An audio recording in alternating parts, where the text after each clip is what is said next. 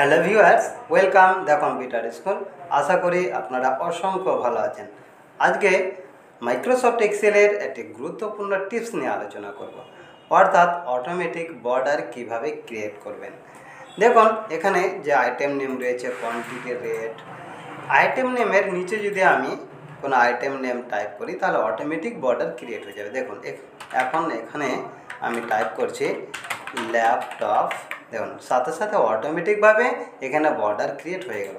আবার দেখুন ট্যাব, দেখুন মোবাইল, দেন অটোমেটিকভাবে এখানে বর্ডার ক্রিয়েট হয়ে গেছে। তো এইরকমই আপনি কিভাবে অটোমেটিক বর্ডার ক্রিয়েট করবেন তা নিয়ে আজকে আলোচনা করব। তবে আপনাদের কাছে ছোট্ট একটি রিকোয়েস্ট, আমার ভিডিওটি শেষ পর্যন্ত দেখুন এবং আমার চ্যানেলটি দ্রুত সাবস্ক্রাইব করুন। ভিডিওটি দেখার পর কেমন লাগলো অবশ্যই কমেন্ট করে জানাবেন। ফার্স্টে একটি নিউ শিট ওপেন করলাম এবং এখানে দেখুন item name, item ID, quantity, rate এখানে টাইপ করা রয়েছে। এখানে দেখুন আইটেম নেমের নিচে যদি আমি ট্যাব টাইপ করি, কিন্তু দেখুন এখন কিন্তু এখানে অটোমেটিক বর্ডার ক্রিয়েট হয়নি। আবার এখানে দেখুন মাউস, তারপরে এখন কিন্তু হয়নি। তাহলে অটোমেটিক দেখুন কিভাবে করছি, ডিলিট করে দিলাম। ফার্স্টে দেখুন আমি সিলেক্ট করে নিলাম। সিলেক্ট করে নেওয়ার পর ফ্রম হোম থেকে চলে যাব। দেখুন এখানে কন্ডিশনাল ফরম্যাটিং যে অপশান রয়েছে এখানে ক্লিক করলাম। তারপরে দেখুন নিউ রুলস যে অপশান রয়েছে এখানে ক্লিক করে দিলাম। নিউ রুলস, দেখুন নিউ ফরম্যাটিং রুলস একটি পপ আপ ক্রিয়েট হয়ে গেছে। এখানে দেখুন 6টি অপশান রয়েছে। লাস্টের যে option use a formula to determine which cells to format, এখানে ক্লিক করে দিলাম। এখানে দেখুন format values where this formula is true, এই যে বক্স রয়েছে এখানে ক্লিক করলাম। ক্লিক করার পর দেখুন এখন এখানে যে আইটেম নেম রয়েছে, যেহেতু আইটেম নেমের নিচে কোনো আইটেম টাইপ করবে তার সাথে সাথে অটোমেটিক বর্ডার ক্রিয়েট হবে। তাই দেখুন এই যে আইটেম নেম C2, এই সেলটির নাম হচ্ছে C2, এই সেলটিকে সিলেক্ট করে দিলাম। সেলটিকে সিলেক্ট করার পর দেখুন এখানে দেখুন এই যে ভ্যালুটি রয়েছে এই ভ্যালুটি কিন্তু লক হয়ে আছে, অর্থাৎ এখানে ডলার সাইন দিয়ে লক হয়েছে। তাহলে এখানে দেখুন যেহেতু আমি এখানে আইটেম নেম টাইপ করবো সি কলামসে, তাই সি কলামস এটি দেখুন লক করা থাকবে। কিন্তু এখানে যে রো নাম্বার 2 রয়েছে, এখানে যে আইটেম নেমগুলো টাইপ করবো সেটা 3, 4, 5, 6, 7, 8, 9, 10 যে কোনো এখানে রোয়ে আমি টাইপ করতে পারি। তাই যদি আমি এখানে রো নাম্বার যদি লক করে দিই তাহলে কিন্তু হবে না।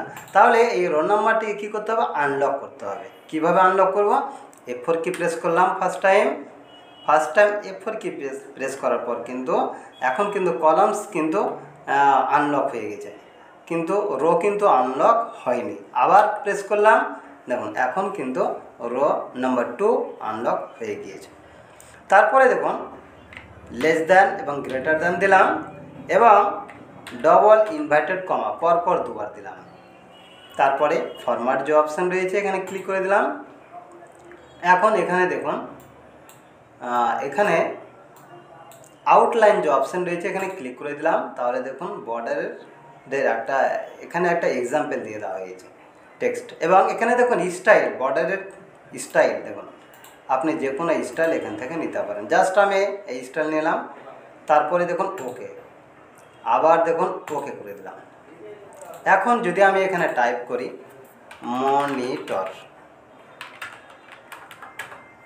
মনিটর, এন্টার দিলাম, দেখুন সাথে সাথে বর্ডার ক্রিয়েট হয়ে গেছে। আবার এখানে দেখুন মাউস, দেখুন বর্ডার ক্রিয়েট হয়ে গেল। আবার দেখুন মোবাইল, বর্ডার ক্রিয়েট হয়ে গেল। তারপরে দেখুন এখানে যে আইটেম আইডি রয়েছে, আমি যদি এখানে আইটেম আইডির জায়গায় CT0112 দিলাম, এখন ট্যাব বানাম, দেখুন এখন কিন্তু এখানে অটোমেটিক বর্ডার ক্রিয়েট হয়নি। আবার এখানে দেখুন আমি দিচ্ছি C2023, দেখুন অটোমেটিক বর্ডার কিন্তু এখানে আসছে না। কারণ দেখুন আমি দেখুন এটা ভিজুয়াল করে দিচ্ছি, তারপরে সুবিধা হবে। ম্যানেজ রুলস এই অপশানে ক্লিক করলাম। ম্যানেজ রুলসে ক্লিক করার পর দেখুন এই যে ফর্মুলা রয়েছে এখানে ক্লিক করলাম। ক্লিক করার পর দেখুন এখানে সি কলামসকে একমাত্র এখানে লক করা হয়েছে, অর্থাৎ সি কলামসের ওপর যদি টাইপ করি, সি কলামসে যদি টাইপ করি তাহলে দেখুন এখানে বর্ডার অটোমেটিক বর্ডার আসবে। তো এখানে দেখুন যদি আমি সি কলামস বাদ দিয়ে যদি ডি দিই, দেখুন এখন ডি দিলাম, ওকে, আবার ওকে, দেখুন এখন কিন্তু item name, item ID, C কলামসে যেহেতু আইটেম আইডি রয়েছে তাই দেখুন এখন যদি আমি এখানে ফার্স্ট টাইম যদি টাইপ করি তাহলে দেখুন অটোমেটিক বর্ডার ক্রিয়েট হয়ে যাবে। দেখুন C2015 ট্যাপ দিলাম, দেন অটোমেটিক হয়ে গেল। কিন্তু এখানে দেখুন যদি আমি এখানে টাইপ করি ল্যাপটপ, কিন্তু হচ্ছে না, দেখুন। তারপরে দেখুন আমি আবার এখানে ক্লিক করলাম, এখানে ক্লিক করার পর ম্যানেজ রুলসে ক্লিক করার পর দেখুন আবার এখানে ফর্মুলা চলে এসে এখানে ক্লিক করলাম। ক্লিক করার পর দেখুন এখন যদি আমি এখানে সি এর জায়গায় ডি এর জায়গায়, ডি কলামের জায়গায় যদি সি দিই, এবার ওকে দিয়ে দিলাম, আবার ওকে দিয়ে দিলাম, দেখুন এখন কিন্তু সি কলামসে যেগুলো রয়েছে ফার্স্ট টাইম, যেগুলোতে সি কলামসের উপর যেগুলো ফার্স্ট টাইম আমি টাইপ করেছি, দেন অটোমেটিক বর্ডার ক্রিয়েট হয়ে গিয়েছে, কিন্তু ডি কলামসেরগুলো কী হয়েছে, ডিলিট হয়ে গেছে। এইভাবে একটি অটোমেটিক বর্ডার আপনারা ক্রিয়েট করে নিতে পারবেন। তা আশা করছি এই ভিডিওটি আপনাদের খুবই কাজে লাগবে। এরকম অসংখ্য টিপস পেতে আমার চ্যানেলটি সাবস্ক্রাইব করুন, লাইক শেয়ার ও কমেন্ট করুন এবং নিয়মিত ভিডিও পেতে নোটিফিকেশান অন করুন।